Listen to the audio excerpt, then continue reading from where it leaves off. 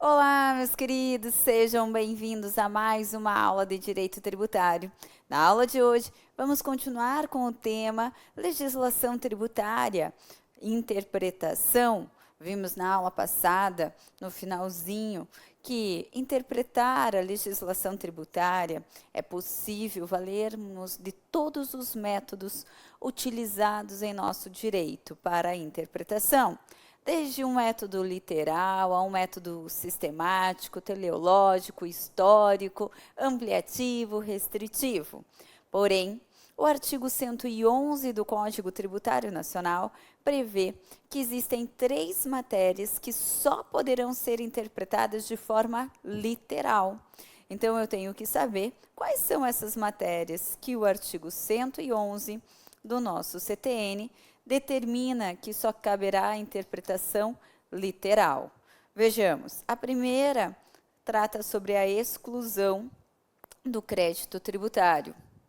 A segunda matéria, que só poderá ser interpretada literalmente, é que trata sobre suspensão da exigibilidade do crédito tributário. E a terceira é que trata sobre dispensa do cumprimento de uma obrigação tributária acessória. Vejamos aqui, então.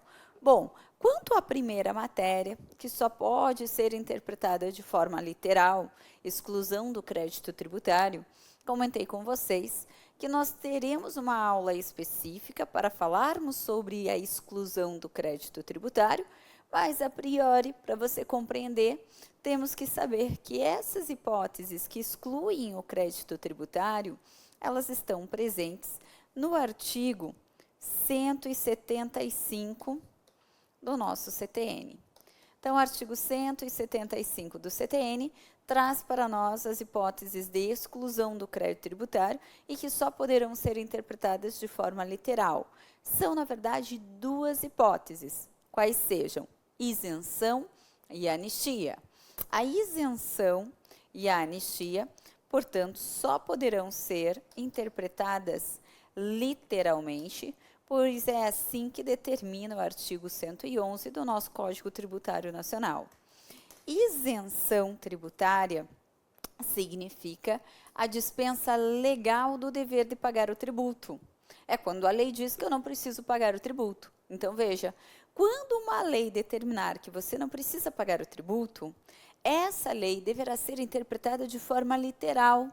Logo, eu tenho que olhar para a lei e interpretar exatamente o que está escrito nessa lei. Por isso, fala-se interpretação literal. Não quer dizer que eu vou restringir nem ampliar. É interpretar literalmente. Porém, faço aqui uma observação que a banca do CESP, ela trabalha com essa interpretação literal do artigo 111 do CTN, compreendendo que é uma interpretação restritiva, o que eu discordo e até o STJ também discorda, porque o STJ entende, se é literal, eu vou interpretar exatamente como está previsto na lei, sem ampliar e sem restringir também. Então, cuidado só se você for realizar uma prova pela banca do CESP. Demais, temos que será interpretado literalmente as hipóteses que suspendem a exigibilidade do crédito tributário. As hipóteses que suspendem a exigibilidade do crédito tributário estão no artigo 151 do nosso Código Tributário Nacional. E nós vamos também ter uma aula específica para trabalharmos com essas hipóteses que suspendem a exigibilidade do crédito tributário, mas só para você compreender aqui, o que precisa ser interpretado de forma literal é tudo o que está ali no artigo 151 do CTN. O que está no artigo 151 do CTN? Vamos lá. Eu costumo dizer para vocês que na hora da prova, quando alguém lhe perguntar quais são as hipóteses que suspendem a exigibilidade do crédito tributário, basta você escrever morder limpar, que aí você vai se recordar quais são essas hipóteses que suspendem o crédito tributário e, portanto, só poderão ser interpretadas literalmente. Veja, quando eu escrevo na prova a palavra morder limpar, eu vou verificando aqui quais são essas hipóteses por essas siglas. O mo de morder, limpar, significa moratória. E moratória, realmente, é uma hipótese que suspende a exigibilidade do crédito tributário e que a gente vai estudar, não se preocupe. O R do morder, limpar diz respeito a recursos na esfera administrativa. Então, o recurso na esfera administrativa suspende a exigibilidade do crédito tributário. O D de morder, limpar, corresponde a depósito. E o depósito só irá suspender a exigibilidade se for integral. Então, também temos que nos atentar a esse detalhe. O outro R do morder, limpar, corresponde à reclamação na esfera administrativa. Então, a reclamação na esfera administrativa também suspende a exigibilidade do crédito tributário.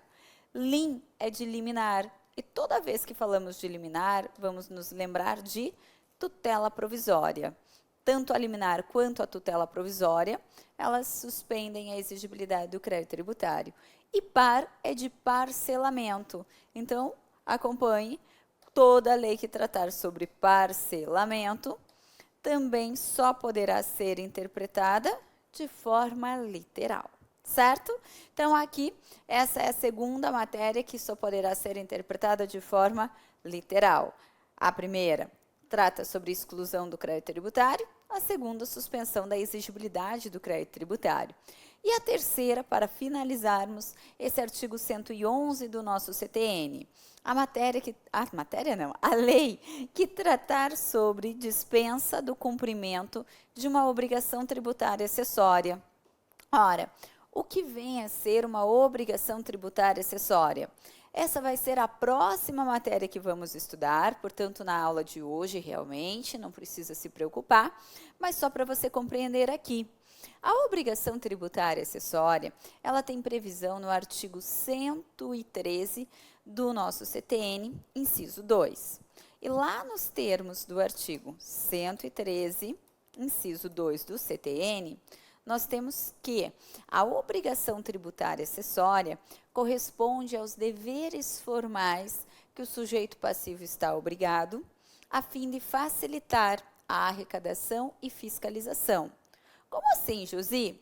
Obrigações, deveres formais que o sujeito passivo está obrigado para facilitar a arrecadação e fiscalização. Exemplo de obrigação tributária acessória é emitir nota fiscal. Vou emitir nota fiscal, o sujeito é obrigado. E trata-se de uma obrigação tributária acessória, porque isso vai permitir que o fisco consiga fiscalizar e arrecadar o tributo de forma melhor. Então, tudo o que for obrigação tributária acessória, que tenhamos uma lei que venha dispensar do cumprimento, de acordo com o artigo 111 do CTN, deverá ser interpretada de forma literal. Certo? Então, só para fecharmos aqui, essa primeira parte quanto à interpretação da legislação tributária. Eu tenho que compreender que a legislação tributária pode se valer de todos os métodos para interpretar, via de regra, porém, 3 matérias só poderão, de acordo com o artigo 111 do CTN, serem interpretadas de forma literal, que dizem respeito à exclusão do crédito tributário. Exclusão, lembre-se, é isenção e anistia. Então, isenção e anistia só poderão ser interpretadas literalmente.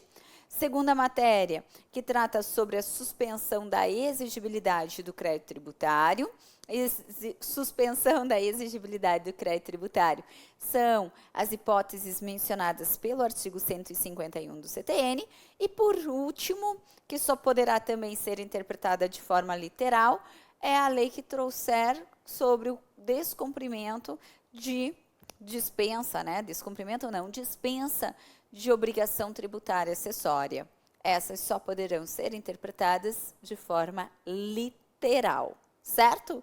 E aí uma pergunta muito frequente por parte de contribuintes e também por parte de provas de concurso, que é isso que nos interessa nesse momento. A pergunta que se faz é possível interpretar de forma mais favorável ao nosso contribuinte?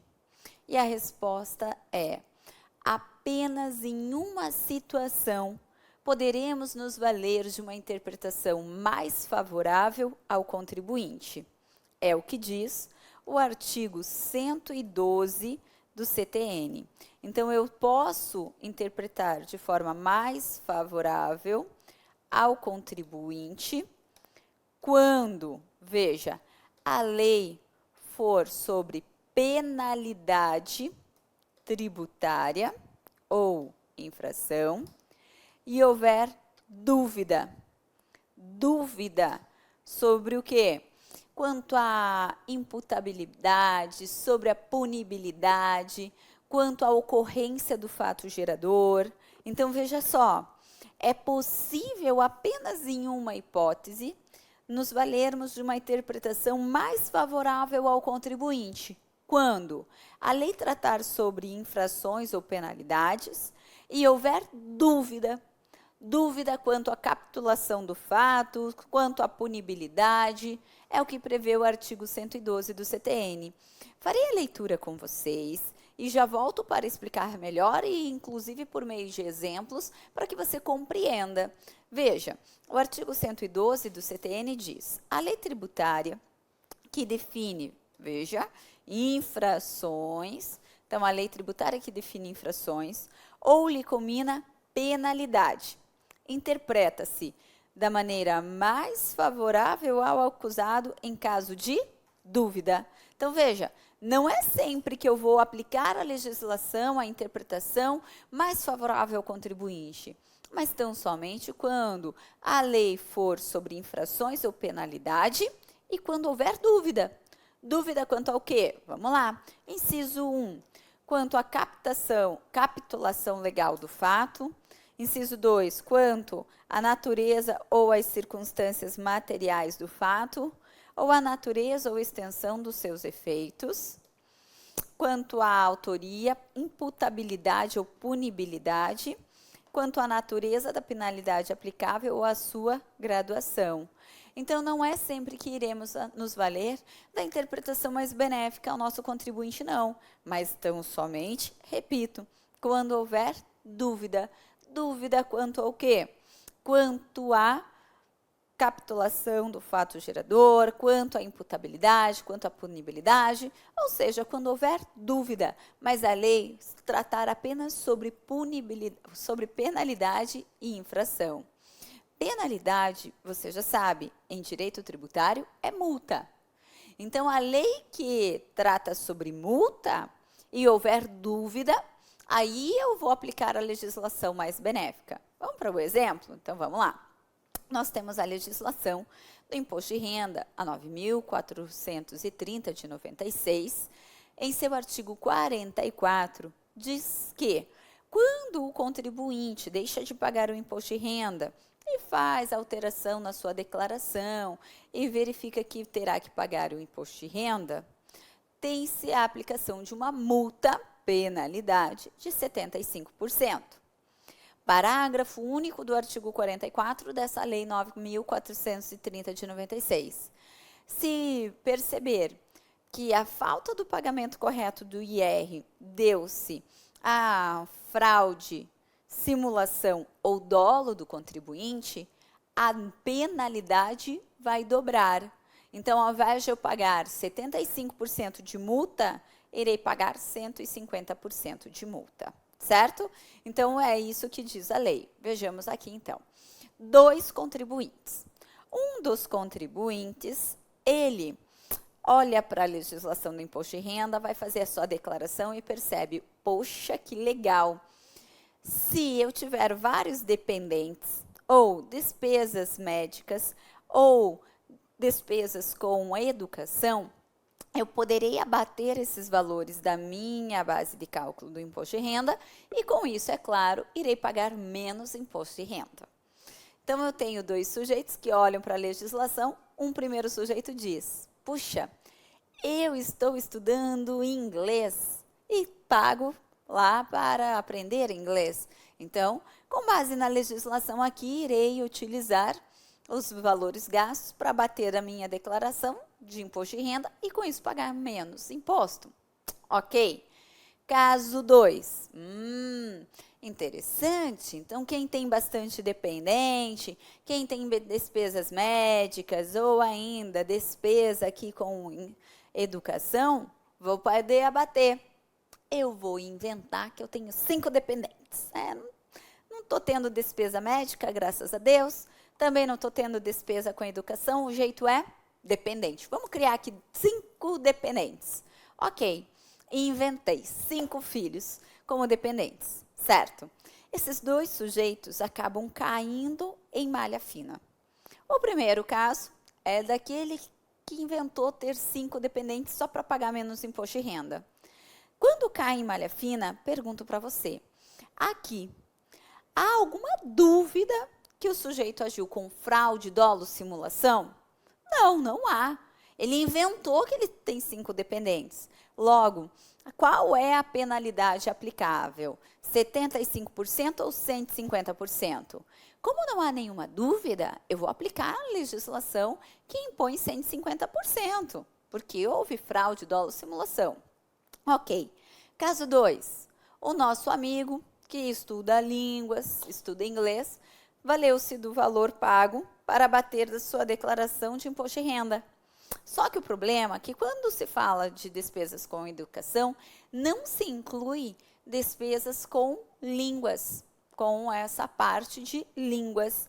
Logo, aqui, ao cair na malha fina, a pergunta que se faz é, será aplicada a multa de 75% ou de 150%? Porque o sujeito, ele se valeu de uma despesa achando que era despesa com educação, porém essa é uma despesa que não pode ser aplicada como educação. Logo, aqui, concorda que há uma certa dúvida se o sujeito agiu com dolo, fraude, simulação ou simplesmente porque não sabia, porque ele desconhecia? Então, nesse caso, eu vou aplicar aqui a previsão do artigo 112 do CTN. Me valerei da interpretação mais benéfica ao contribuinte. Então, aplicaremos a penalidade menor de 75%. Então, é esse o cuidado que devemos ter na hora da prova.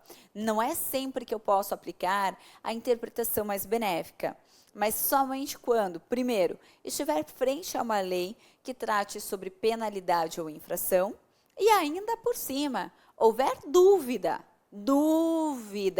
quanto à capitulação do fato gerador, a punibilidade, a imputabilidade, e aí sim que falaremos sobre a interpretação mais benéfica.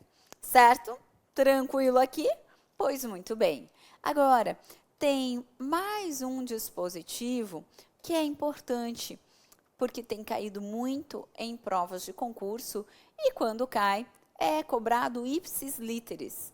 Trata-se do artigo 110 do CTN e então encerramos a parte de legislação tributária. Acompanhe comigo o que diz o artigo 110 do nosso CTN. A lei tributária não pode alterar a definição, o conteúdo e o alcance de institutos, conceitos e formas de direito privado, utilizados expressa ou implicitamente pela Constituição Federal, pelas constituições dos estados ou pelas leis orgânicas do Distrito Federal ou dos municípios para definir ou limitar competências tributárias. Então, veja, a lei tributária ela não vai poder alterar definição, conteúdo, alcance de institutos, conceitos e formas de direito privado utilizado pelas constituições que nós temos. Ora, é muito comum, às vezes, olharmos por uma lei e ela querer realmente alterar algum conceito só para que haja maior tributação, maior arrecadação de tributo. E é isso que o artigo 110 do CTN veda. Eu não posso alterar um conceito, uma definição do direito privado que já esteja previsto implicitamente ou expressamente pela Constituição Federal. Vou te dar um exemplo aqui rapidamente. A questão de receita e faturamento. Receita e faturamento são 2 conceitos bem distintos. Faturamento consiste no produto de faturar, no produto da venda de serviço ou mercadorias de uma empresa. é o ato de emitir fatura. Então, eu falo que o meu faturamento é X, que significa dizer que o resultado, o produto da venda da minha atividade, venda de serviços ou mercadorias, é esse faturamento. Se eu tenho como atividade vender cortinas, então esse vai ser o faturamento, o resultado da venda das minhas cortinas. Agora, receita. Receita é mais abrangente. É tudo que entra de forma definitiva em minha pessoa jurídica. Então, faturamento é considerado receita, com certeza. Mas, além do meu faturamento, eu posso ter mais valores que entram em minha pessoa jurídica de forma definitiva. A exemplo, o resultado das minhas aplicações financeiras, aluguéis de imóveis que eu tenha. Então, tudo que entra de forma permanente na pessoa jurídica é considerado receita, enquanto o faturamento é só o resultado da venda relacionado à atividade da empresa. E no passado nós tivemos a Lei 9.718 de 98, que em seu artigo 3º dizia que considera-se faturamento toda a receita bruta oferida pela pessoa jurídica. Ora, a 9.718 de 98 estava trazendo um conceito novo para faturamento. Em seu artigo 3º caput, quando dizia que o faturamento corresponderia a toda a receita bruta da empresa, simplesmente mudou, porque faturamento não é a receita da empresa. Então, por isso até que tivemos julgados no Supremo para considerar inconstitucional essa parte da legislação que trazia faturamento como sendo receita da empresa. Não é, são conceitos distintos e o próprio CTN veda que seja alterado um conceito, conteúdo de nosso direito tributário, certo? Agora sim, com isso nós fechamos esse tema central sobre legislação tributária. Nós estudamos desde a aula passada sobre legislação tributária, que foi do artigo 96 ao artigo 112 do CTN. Agora, passaremos para uma próxima matéria, que é muito importante também. Trata-se do tema obrigação tributária. E para falarmos sobre obrigação tributária, pode sim separar aí artigos 113 a 138 do CTN. Sobre obrigação tributária, o que temos que saber? Antes de você conhecer o conceito de uma obrigação tributária, eu preciso puxar na sua mente a nossa sequência do direito tributário. Porque, como disse, desde o primeiro dia de aula, eu não quero que você fique decorando conceitos aqui, não. Eu preciso que você compreenda verdadeiramente o nosso direito tributário. Então, eu tenho que sempre puxar a sequência para você se localizar na matéria e aí tornar mais fácil o seu aprendizado. Como nós sabemos, tudo acontece primeiramente em nossa Constituição Federal.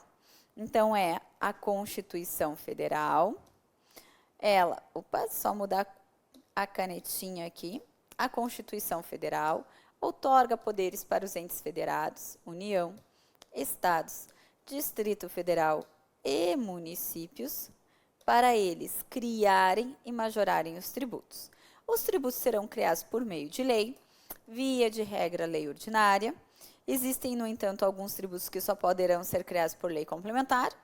E ainda temos medida provisória, que também, de acordo com a Constituição Federal, como nós já estudamos, poderá, respeitados limites e condições ali estabelecidos, criar tributos. O fato é que, quando a lei ou medida provisória criar um tributo, a lei terá que descrever o fato gerador, ou seja, aquela situação eleita pelo legislador como sendo passível de sofrer a incidência tributária. O fato gerador, para nós, é aquilo que o legislador foi até o mundo jurídico e escolheu para sofrer a incidência tributária. Pois muito bem.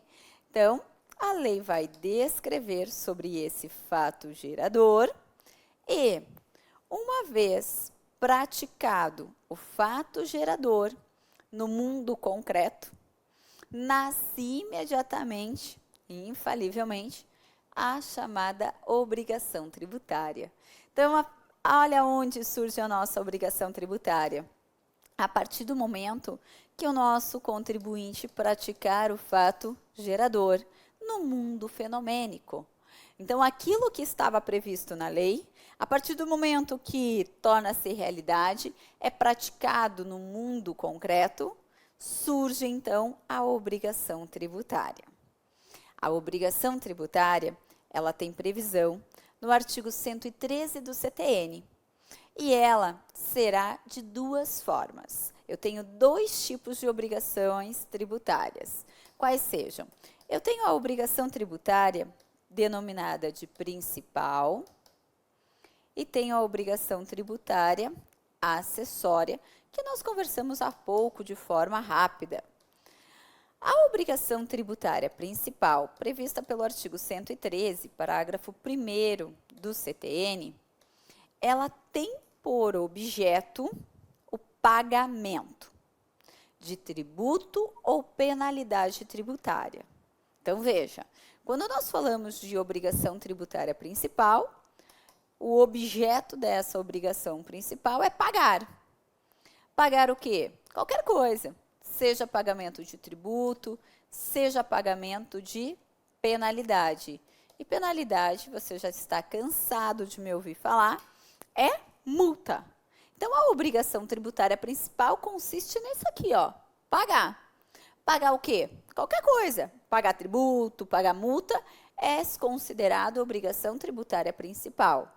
Eu sempre brinco dizendo o seguinte, o sujeito colocar a mão no bolso para pagar, eu considero obrigação tributária principal.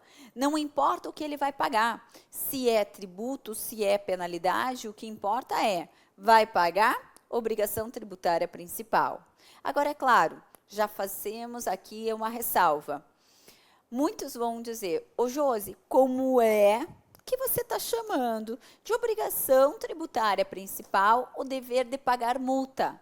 Se lá na nossa primeira aula, que eu me lembro muito bem, no conceito de tributo previsto pelo artigo 3º do CTN, você disse que tributo não é pena, tributo não é castigo, tributo não é multa.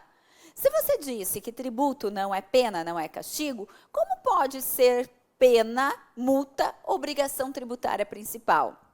Concordo em gênero, número e grau contigo, dada a sua indignação.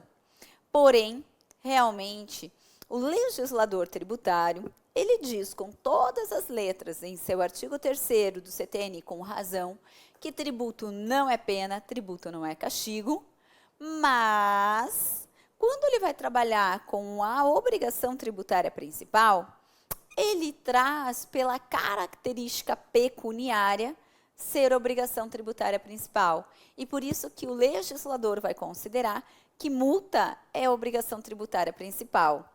Logo, em que pese a doutrina majoritária criticar imensamente ser considerado multa uma obrigação tributária principal, dado ao fato que tributo não é multa, o que vai prevalecer em nossas provas de concurso é que realmente aqui na obrigação tributária principal, artigo 113, parágrafo 1º do CTN, considera-se a característica pecúnia, pagar. Então, paga tributo, paga penalidade, é considerada obrigação tributária principal, certo? Agora, e com relação à obrigação tributária acessória? Previsão no artigo 113, parágrafo 2º do nosso CTN. A obrigação tributária acessória consiste, na verdade, nas obrigações de fazer ou não fazer que o sujeito passivo está obrigado para facilitar a arrecadação e a fiscalização. Então, quando eu falo de obrigações de fazer ou não fazer do sujeito passivo para facilitar a arrecadação e fiscalização, nós estamos nos referindo à obrigação tributária acessória. Exemplo de obrigações de fazer que o sujeito passivo é obrigado para facilitar a arrecadação e fiscalização é emitir nota fiscal, escriturar livros, declarar tributos. São todas obrigações de fazer que o sujeito passivo está obrigado para facilitar a arrecadação e fiscalização. Agora, exemplo de obrigações de não fazer: não receber mercadoria sem a devida documentação fiscal. Então, isso tudo consiste na chamada obrigação tributária acessória. Eu quero que você perceba que, em que pese ter esse nome, obrigação tributária acessória, essa não tem nada a ver com a obrigação principal, não é mesmo? Vem comigo lá para o nosso próximo bloco para esclarecermos aqui mais um ponto criticado pela doutrina majoritária, mas que nós temos que compreender porque é objeto de inúmeras perguntas em nossas provas de concurso. Não saia daí, eu estou te esperando em nosso segundo bloco.